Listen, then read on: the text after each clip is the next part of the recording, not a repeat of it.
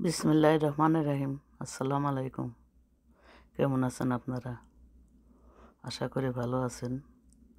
যখন একটা বিচি আমরা মাটিতে বুনি তখন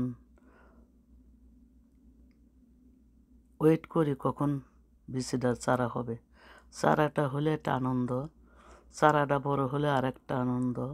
চারাটা থেকে যখন ফুল ফোটে এবং এভাবে মরিচ ধরে তখন আনন্দের আর শেষ নাই।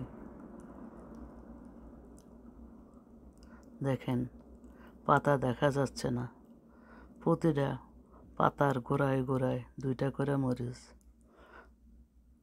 অনেকে বলে আমি নাকি জাদু জানি। আসলে এগুলা কোনো কথা না। দেওয়ার মালিক আল্লাহ। আমরা কোন নিয়ামতকে তার অস্বীকার করতে পারি? আমি শুধু যত্ন করি, কি কখন দিতে হয় সেইটাই ঠিক মতো দেই। দেখেন কিভাবে মরিচ ধরেছে, আরও অনেক ছোট ছোট আছে, অনেক ফুল আছে যেগুলা আগে হয়েছে, 3টা পাকছে।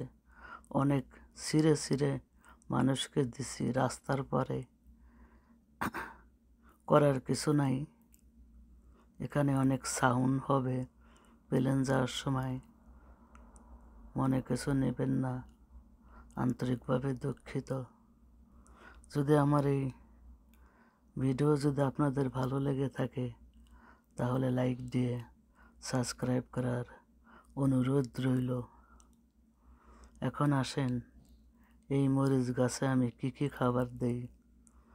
যখন এটা আমি বড় টবে বুনেছিলাম তখন হাড়ের গুঁড়া দিয়েছি এবং কিছুদিন পরে এপসন সল্ট, পটাশিয়াম সালফেট 7 দিন পরে পরে দিছি।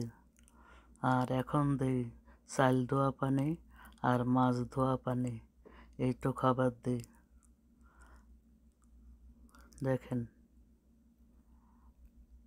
কোনো কিছুতে কমতি নাই।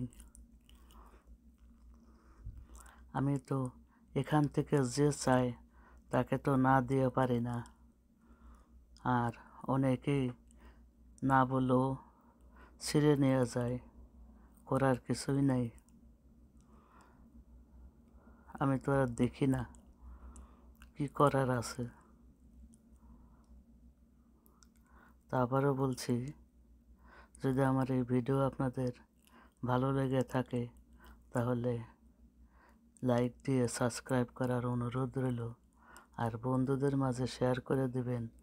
আমার গলার ভয়েস ভালো না, তার জন্য আন্তরিকভাবে দুঃখিত।